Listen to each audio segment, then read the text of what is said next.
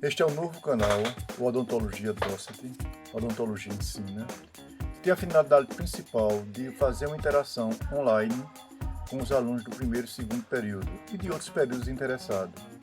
O eixo de morfofisiologia básica e aplicada, também em interligação com os outros eixos. Inicialmente, para um tipo de pesquisa e uma motivação, nós vamos fazer alguns comentários sobre o pâncreas. O pâncreas é uma glândula anexa do sistema digestivo e no sistema digestório ele tem uma função importante na digestão do maior número de grupos de alimentos, os lipídios, os glicídios e as proteínas.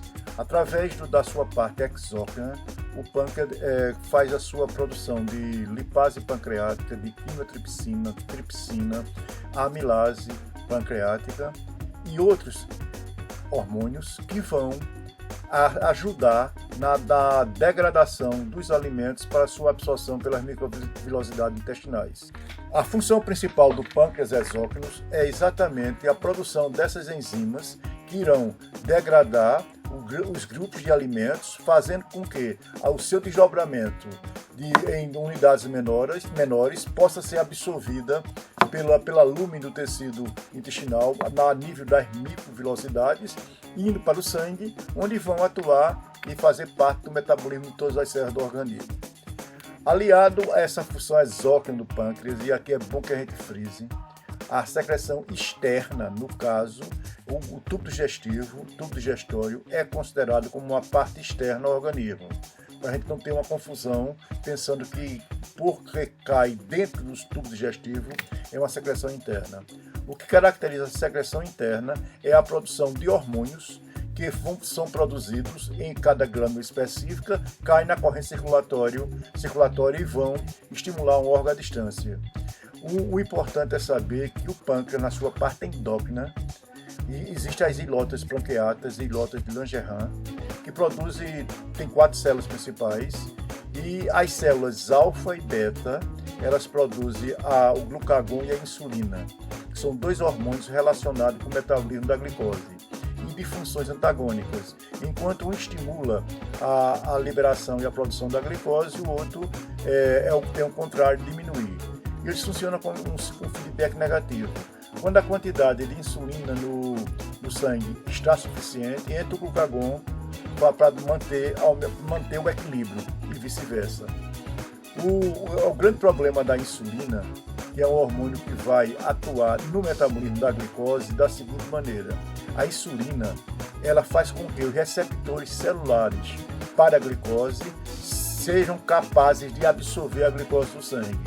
Então a insulina faz com que os receptores específicos das células eles possam absorver a glicose sanguínea e, consequentemente, diminuir o nível glicêmico, o nível de açúcar, o nível de glicemia no sangue.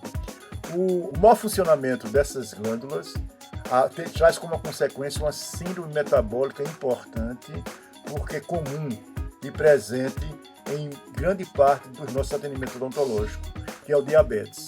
O diabetes mellitus, na realidade, ele é um conjunto de doenças metabólicas que têm importância direta no funcionamento do nosso organismo.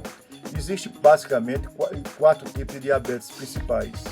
O diabetes tipo 1, ou diabetes juvenil, ele normalmente acomete as pessoas jovens e se caracteriza pela incapacidade absoluta ou relativa da produção de insulina. Os diabetes tipo 1, normalmente, eles são insulina independentes. Eles precisam do aporte da insulina exógena para poder sobreviver. O diabetes tipo 2, que é o mais comum e representa 90% dos casos, ele é o diabetes mais ou menos tido como diabetes da idade, normalmente aparece depois de 30, 40 anos, e o problema não é a falta da insulina. A insulina é produzida. O problema é que essa insulina ela não consegue se ajustar ao receptor específico e, apesar da presença da insulina no sangue, a absorção da glicose é deficiente. O diabetes mellitus é uma doença muito, muito grave, porque tem muitas consequências para o nosso organismo. Entre as consequências que podemos citar, A insuficiência vascular periférica é o acúmulo de placas de gorduras que podem levar a um infarto ou a um acidente vascular encefálico. A neuropatia periférica, que leva à insensibilidade periférica dos nervos. Então esses nervos estão praticamente destruídos e as pessoas não sentem quando existe uma agressão. Um exemplo bem comum, que todo mundo já viu isso aí, é uma infecção no pé, tem uma ferida ou alguma coisa que o paciente não sente, a pessoa não sente, e isso aí, em não sentir, não se defende e pode desenvolver e desenvolve problemas sérios de gangrena ou outras coisas com a necrose tecidual que leva à amputação do dedo, da perna ou do pé. E outra coisa importante também do diabetes é a dificuldade de cicatrização. Todo diabético, pela insuficiência microvascular periférica, ele tem dificuldade de cicatrização. Com isso, as feridas, processo inflamatório e infeccioso, tem um retardo na sua cura e no seu reparo, porque não existe o aporte necessário do oxigênio. Desde 1993, a Organização Mundial de Saúde considerou o diabetes como a sexta complicação do diabetes. Nesse caso, existe uma relação de mão dupla. Tanto o diabetes agrava a doença periodontal, como a doença periodontal agrava o diabetes. E como é que se explica isso aí? Os produtos finais do metabolismo, no caso inflamatório, está comprometido. Consequentemente, todo o tecido periodontal, pela deficiência vascular periférica, ele tem uma dificuldade do aporte sanguíneo que levaria ao reparo tecidual, ao reparo da lesão periodontal. Por outro lado, a hemoglobina glicada, ou seja, a hemoglobina A1C, glicosilada ou glicada, ela está aumentada e as doenças periodontais fazem com que esse tipo de ligação da glicose com a hemoglobina aumente. Aumentando essa ligação da glicose com a hemoglobina A, agrava o problema do diabetes. Então hoje está provado que quando você consegue fazer um tratamento da doença periodontal, você melhora consideravelmente o nível glicêmico. Por isso é que nós hoje temos que trabalhar em conjunto. Não existe hoje um atendimento isolado. A gente tem que ver o paciente como um complexo biopsicossocial. Na sua parte biológica, ela está toda interligada. Não existe a doença cárie, a doença periodontal. Existe um paciente que tem a doença cárie e doença periodontal.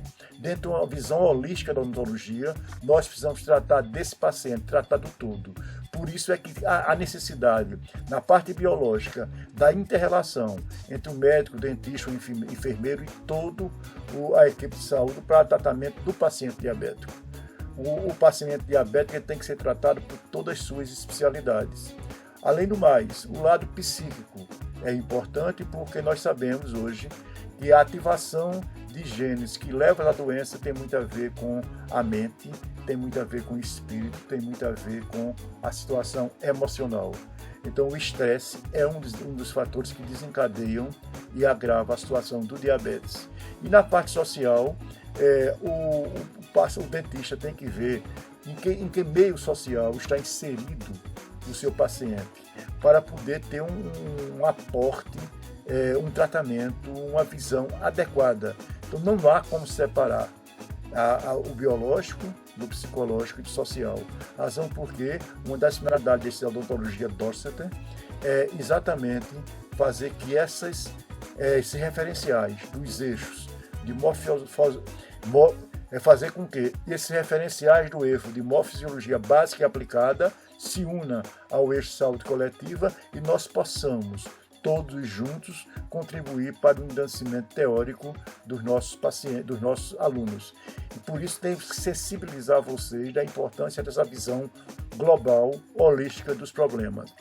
São fatores predisponentes para o diabetes, fatores que predispõem à instalação do diabetes. Você pode ter a carga genética que favoreça o desenvolvimento da doença, como você tem genes para câncer, para todo tipo de doença, que esses genes podem ser ativados ou não. É a atividade liga e desliga que nós chamamos. Existe um livro muito importante vocês podem dar uma lidazinha nele, que é o Código Divino da Vida. É de um geneticista japonês, está vivo, atuante, pesquisador, que ele começa inicialmente ele era ateu, depois ele se converteu, passou a acreditar pela perfeição do universo, na existência que ele chama de algo maior, no caso de Deus, e ele trabalha muito bem essa dinâmica da atuação gênica liga-desliga. Como esses fatores ambientais, eles favorecem isso. Então, deixando o estresse, que eu já falei que é fundamental, vamos para a dieta. Ou seja, o meio ambiente alimentar, ele pode ser um fator determinante na ativação desses genes do diabetes. Uma dieta rica em carboidratos, rica em lipídios, favorecem o desenvolvimento de um processo de uma síndrome metabólica. Hoje em dia, nós temos a quantidade de nossos alunos, a maior parte deles, tem uma alimentação totalmente inadequada, tipo fast food, se alimentando dos sanduíches da vida, ricos em carboidratos, ricos em lipídios. Então nós temos a nossa juventude hoje alimentada de uma maneira artificial, de fast food, que se habituou à visão do alimento já pronto, para não perder tempo, e agravado a isso está a falta de exercícios físicos, caracterizado principalmente pela a criação do computador veio para facilitar a vida, mas em determinados momentos ele atrapalha. A partir do momento que ele sedentariza as pessoas a ficarem se exercitar fisicamente, é importante demais para o não desenvolvimento de diabetes, a prática de exercícios regulares, exercícios aeróbicos, ao aeróbico não há hipertrofia muscular, a estimulação,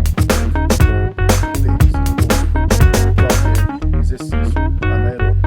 Então nós temos a nossa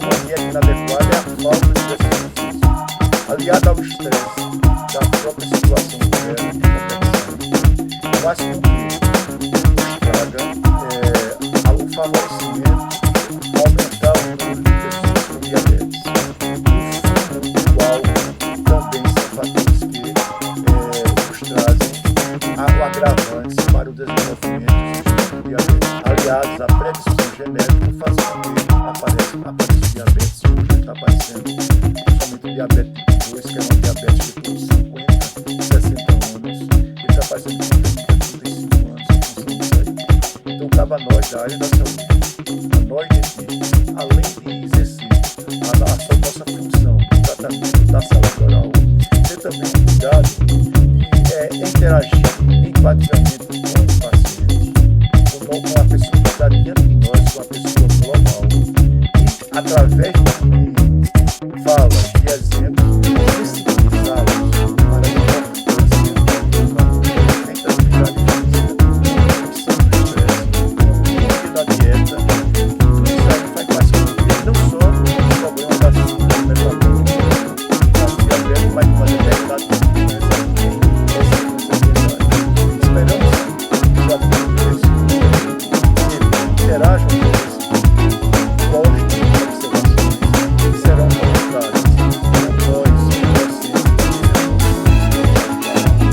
depois nós trataremos sobre diabetes, sobre a